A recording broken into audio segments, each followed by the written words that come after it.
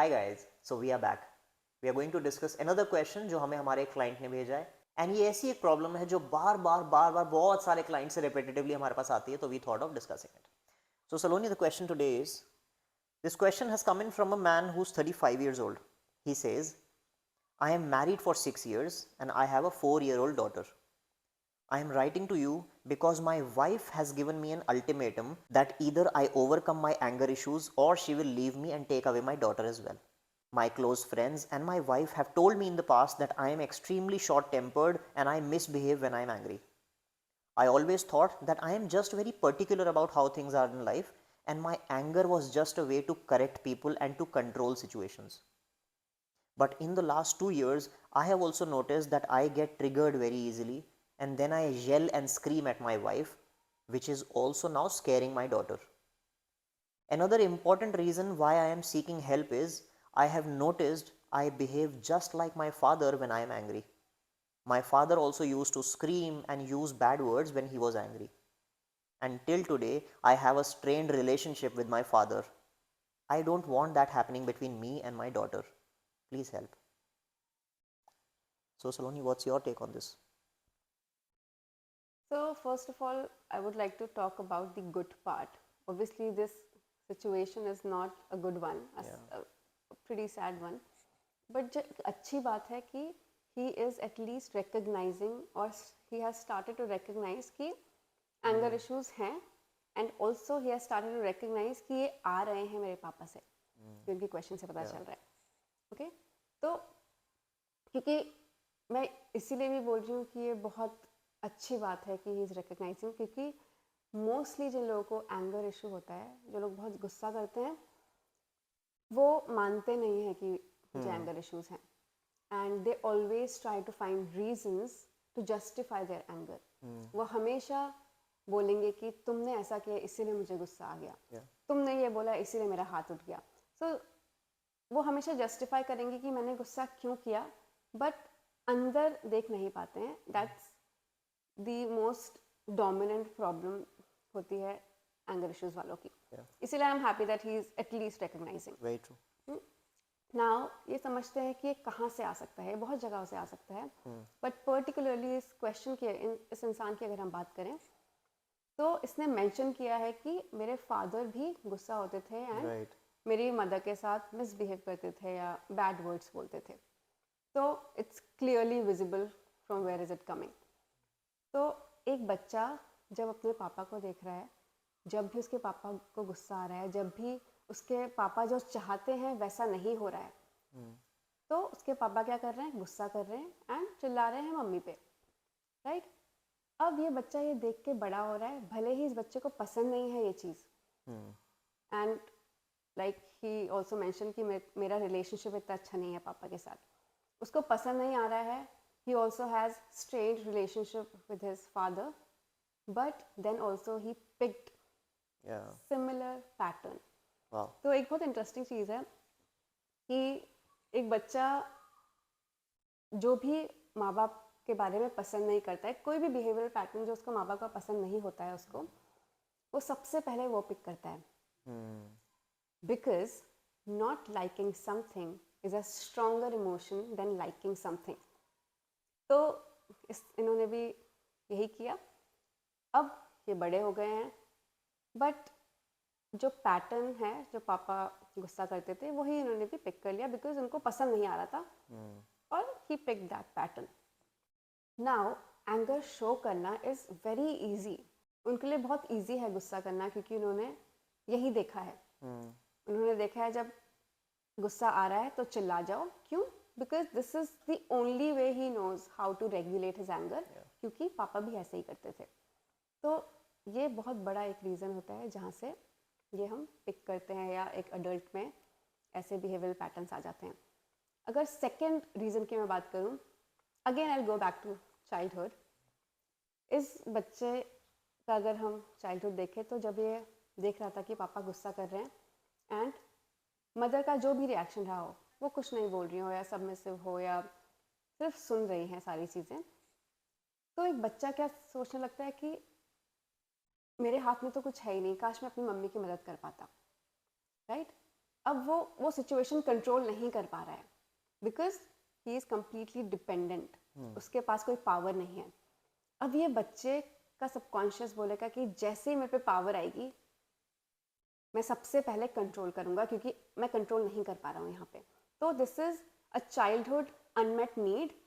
जैसे ही ये इंसान बड़ा हुआ, अब ये पावर कैसे आ सकती है कि एज से आ सकती है पावर, या पैसे से आ सकती है, राइट? अब इसमें पावर आ गई because he is an adult now. सबसे पहले अब ये again he is trying to control everything. I think उन्होंने, जैसे उन्होंने क्वेश्चन में भी लिखा है कि आई एम वेरी पर्टिकुलर, मैं कुछ गलत नहीं कर रहा हूँ, मैं तो बहुत पर्टिकुलर हूँ and I just want to control things and control situations. तो एक्चुअल में क्वेश्चन में इन्होंने तो सारा लिख दिया है कि सारा हम समझ पा रहे हैं इससे, तो अब वो कंट्रोल भी करना चाह रहे हैं। तो ये सारा everything is coming from there. Wow, no I think it's definitely eye opening कि एक बच्चे की जो बहुत ही सबकॉन्शियस लेवल की अनमेट नीड रही बचपन में, वो बड़े होके उसके खुद के बिहेवियर्स बनने लगी, कि जो उस कंट्रोल करना चाहता था बट नहीं कर पाया, it became his own desperate need, and वो बड़े होके उसी अनसर्टेनिटी को समहाउ कंट्रोल कर रहा है। तो कभी वो बच्चे पे, कभी वाइफ पे, और शायद वर्क प्लेस पे भी दिखता है। Very interesting. तो थोड़ी सी और बात करते हैं कि जब कोई इंसान इस तरह से इस लेवल ऑफ एंगर के साथ जी रहे हैं कि उनकी मैरिड लाइफ, उनकी फैमिली लाइफ एंड उनके फ्रेंड सर्कल में everybody is impacted with it, what are some consequences and outcomes of this anger? Number one, हम नोटिस करते हैं कि जब भी कोई इंसान, स्पेशली एक बच्चा, बहुत ही एंग्री, बहुत ही स्ट्रिक्ट एंग्री एनवायरनमेंट में पला बड़ा, तो उसके अंदर सबसे कॉमन ट्रेट अगर कोई होता है वो होता है फियर। अब फियर क्यों? कि क्या हुआ, जब बड़ों ने गुस्से के थ्रू बच्चे को कंट्रोल करने की कोशिश करी ना, तो बच्चा कंट्रोल तो हो गया, लेकिन क्या हुआ, बच्चे के मन में धीरे धीरे वो डर बैठने भी लगा। जैसे क्या, कि अगर मैं स्कूल में सही मार्क्स नहीं लाया तो क्या होगा, अगर मेरी किसी ने कंप्लेन कर दी तो क्या होगा। अब वही बच्चा जब कॉलेज में गया तो डर बैठ गया कि अगर सही जॉब नहीं लगी तो क्या होगा, कूल ग्रुप ने मुझे एक्सेप्ट नहीं किया तो क्या होगा। जब रिलेशनशिप में आए तो ये डर कि अरे मेरा पार्टनर लॉयल नहीं रहा, मेरे को चीट कर दिया तो, मेरे से दूर हो गया तो, मुझे पसंद नहीं किया तो क्या होगा। करियर में स्टिल्स कुछ ना कुछ डर कि मुझे फायर कर दिया तो क्या होगा, रिसेशन आ गया तो क्या होगा, इंक्रीमेंट नहीं मिला तो हो क्या रहा है, this person situations keep changing, but common क्या रहा, फियर।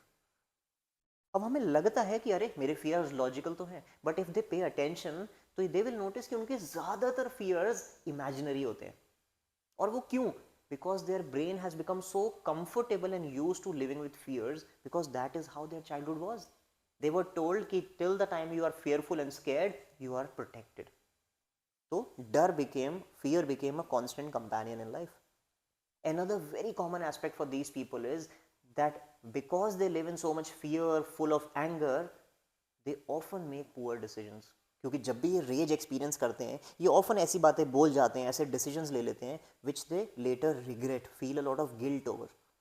बट हाँ, ये शायद उस गिल्ट और रिग्रेट को एक्सप्रेस नहीं करेंगे, बट क्या है, ये एक लूप बन जाता है। They become angry, make poor decisions and then feel regret and guilt. अब क्या है, उसी रिग्रेट और गिल्ट से और गुस्सा बढ़ रहा है, that I am not able to do justice to my life, why do I do such things. और ये एक लूप बन गया, गुस्सा आया, रेज हुआ, बैड डिसीजंस, रिग्रेट, उस रिग्रेट से और गुस्सा, and this loop continues. So these people make a lot of poor decisions which continues to hold them back in life. ये ना तो अपना 100% किसी भी करियर में, अपनी फैमिली में, सेलिब्रेशंस में कहीं भी 100% नहीं दे पाते often, because they are controlled by their own fears and their uncontrolled anger. Apart from these, there is very very interesting but a very common sign जो इन लोगों में बहुत देखा जाता है, वो है gut related issues. People who are angry most often are also people who face a lot of issues like indigestion, acidity, bloating, basically gut related issues. इनका gut हमेशा disturbed रहेगा। So ये कुछ ऐसे consequences हैं that people with anger issues almost all the time experience. But if I come back to this particular question, this particular guy, इस तरह के केस में एक चीज़ और जो ज़्यादा डैमेजिंग है, that it's not just consequence on his life. अगर इस तरह के लोग अपने एंगर, अपने इमोशनल रेगुलेशन पे काम नहीं करते, तो एक बहुत डैमेजिंग साइन क्या होगा। इस इंसान ने बोला कि इनकी 4 साल की छोटी सी बच्ची है जो अभी से इनके गुस्से से डरने लगी है, सहमने लगी है। आगे आने वाले समय में if he does not manage it better, तो या तो ये बच्ची भी अपने अंदर सप्रेस्ड रेज एंड एंगर के साइंस देखने लगेगी, या तो उसमें भी आगे जाके फियर्स की शेप ले लेगा, या फिर एक इलॉजिकल अननेसेसरी रिबेल के रूप में दिखाई देगा, जहां पे this person is unnecessary rebellious for everything in life.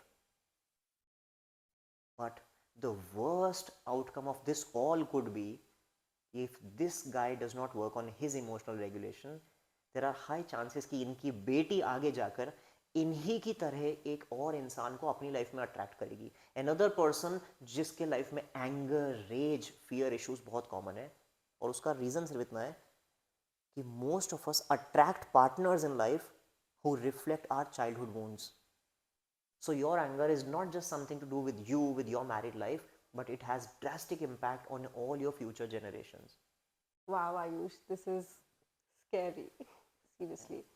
But if you are someone with anger issues, और अगर आपको डर लग रहा है ये सब सुन के, तो there is a good news that first step is acceptance. इन्होंने तो एक्सेप्ट कर लिया जिन्होंने हमें क्वेश्चन भेजा है, but if you have anger issues and if you accept that I have anger issues and I need to work on it, you can definitely work on it. You still have time. Absolutely. We recommend that you get in touch with an expert, learn the skill to regulate emotions, to manage your anger. We wish you all the very best. And we hope you heal. If you like this video, please press the like button. And for more such content, please press the subscribe button as well.